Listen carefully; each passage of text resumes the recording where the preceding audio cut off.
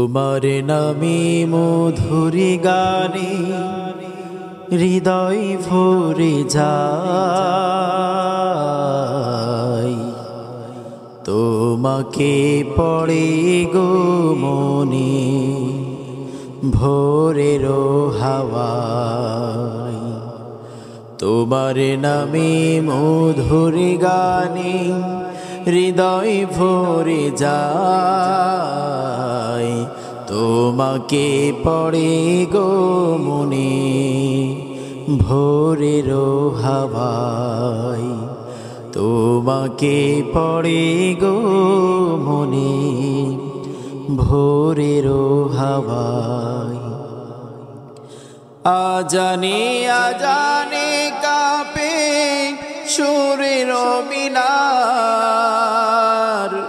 এমন মধুর যেন পাই না কিনার।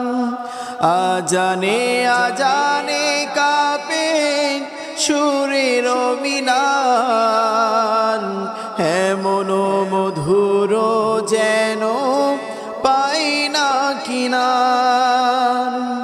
তোমার নামের সিফাত মনটা নাড়ায়,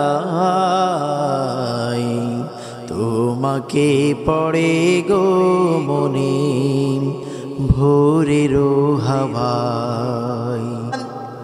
এমন একটা মূল্যবান সম্পদ, যে সম্পদটা যদি নষ্ট হয়ে যায়, এই জামানা, এই আখিরাত, এই পৃথিবী, সকল কিছু যদি একত্রিত করা হয়, সকল কিছুকে একত্রিত করেও যদি বিক্রি করে দেওয়া হয়, এই পৃথিবীকে যদি বিক্রি করে দেওয়া হয়, তার উপরেও ইমানের যে মর্যাদা, ইমানের যে হাকিকত, ইমানের যে মূল্য, এই মূল্য হবে না পৃথিবী বিক্রি করলেও।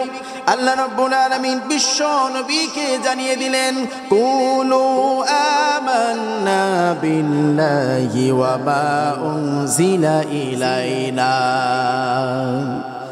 বলো, রাসূল সাল্লাল্লাহু আলাইহি সাল্লামকে বলা হচ্ছে, আমরা ঈমান এনেছি আল্লাহর উপরে এবং আল্লাহর পক্ষ থেকে যা কিছু নাজিল হয়েছে, নাজিল করা হয়েছে, পূর্বে যা করা হয়েছে, এখন যা করা হয়েছে, সকলের উপরে ঈমান আনলাম।